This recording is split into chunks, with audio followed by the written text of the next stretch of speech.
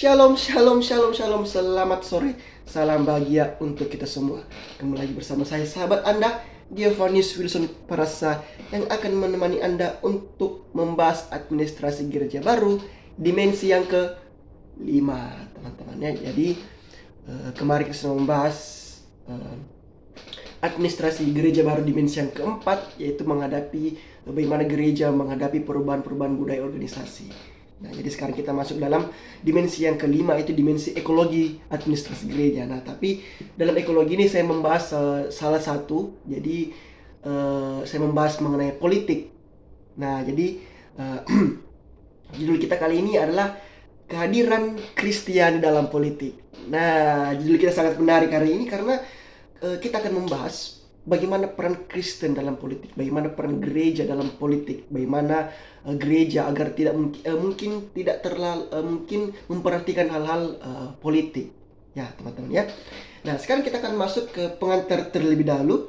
Nah, jadi keberadaan agama dalam sebuah negara akan menemui dua pilihan, saudara-saudara, yaitu berdampak atau tidak berdampak, ya. Artinya agama akan selalu menghadapi pengambilan keputusan untuk berpartisipasi secara aktif atau bersikap pasif terhadap dan atau dalam negara tersebut, saudara-saudara. Jadi kondisi ini muncul karena agama berada di dalam sebuah ruang lingkup yang lebih luas dari dirinya sendiri, yakni ruang publik.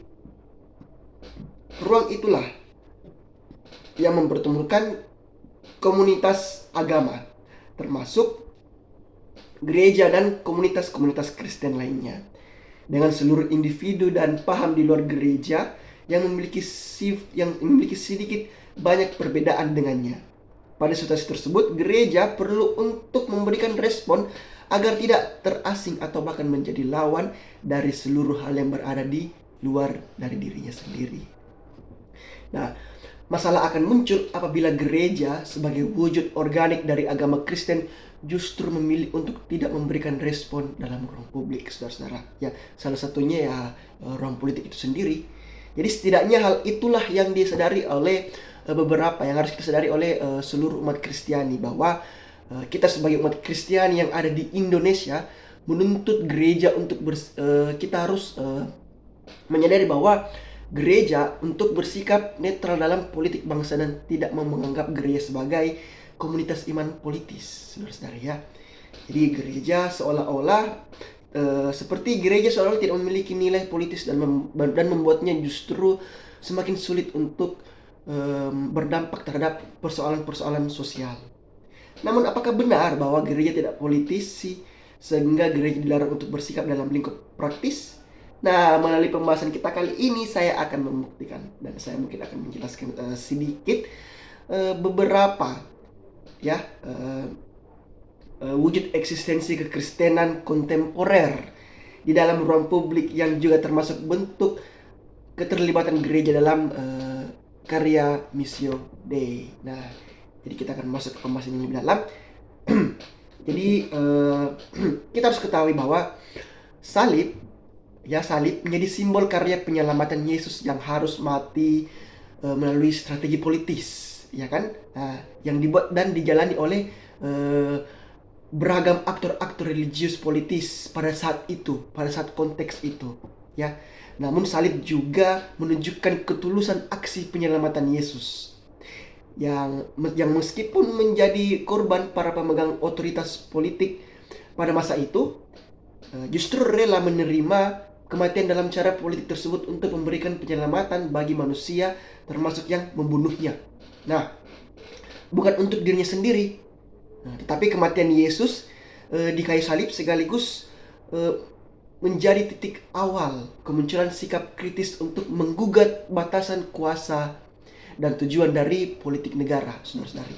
Nah, aksi penyelamatan Yesus melalui kayu salib telah menjadi simbol perlawanan terhadap kuasa politik sekaligus terhadap sikap status quo terhadap otoritas politik, yang sejak sebelum peristiwa penyaliban Yesus merupakan sikap yang cenderung dipertahankan dan dikembangkan dalam ruang publik. Nah, inilah yang menjadi dasar teologi politik bagi gereja untuk menghadirkan dirinya di dalam ruang publik sebagai institusi ya, sebagai institusi yang berupaya untuk mewujudkan pembebasan kritik sosial. Nah, sehingga batasan tembok tebal perbedaan dapat diruntuhkan. Nah, bagi beberapa umat Kristiani, atau mungkin ya, kita harus memiliki paham seperti ini. Jadi keterlibatan gereja dalam ruang publik merupakan bagian dari eklesiologis sebagai tubuh Kristus dan umat Allah di dunia ini. Nah, agama perlu dan suka atau tidak suka memiliki keharusan teologi sendiri untuk menjalin interaksi dengan dunia sekitarnya, termasuk dunia politik.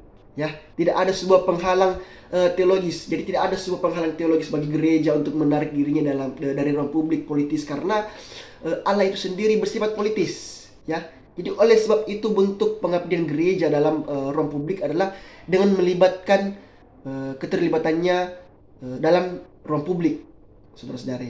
Ya, jadi ruang publik politis juga memberikan kesempatan bagi gereja-gereja, khususnya di Indonesia, ya. Jadi untuk menjadi komunitas iman yang memberdayakan dan terbuka, dialogis ketika menghadapi pluralitas. Nah, jadi kesimpulan apa yang kita bisa ambil, atau kesimpulan apa yang kita bisa tarik dalam pembahasan kita kali ini? Ya, jadi urgensi atau keterlibatan gereja dalam ruang publik politis tidak dapat ditunda. Saudara-saudari, itu yang perlu kita tekankan, dan itu yang perlu kita betul-betul ingat, ya. Jadi publik politis tidak dapat ditunda, tetapi melainkan sudah menjadi sebuah tuntutan yang tidak dapat dihindari untuk dilakukan pada masa sekarang. Jadi gereja perlu menyadari, dan gereja perlu menyadarkan dirinya sendiri bahwa dia adalah agen teologis dan sosial, ya. Jadi bukan hanya dalam mengerti akan teologis, tapi juga perlu gereja berperan aktif dalam sosial.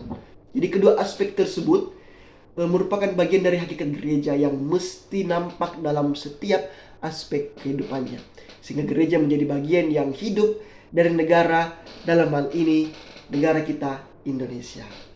Itu dia pembahasan kita pada hari ini. Terima kasih telah menonton video ini. Teman-teman jangan lupa klik tombol like, subscribe, dan teman-teman juga bisa meninggalkan komentarnya di kolom chat, teman-teman, ya. Nah, jadi ini dia, dan itulah pembahasan kita untuk hari ini. Shalom, shalom, shalom, shalom, salam bahagia untuk kita semua. Selamat sore, Tuhan Yesus memberkati. Haleluya.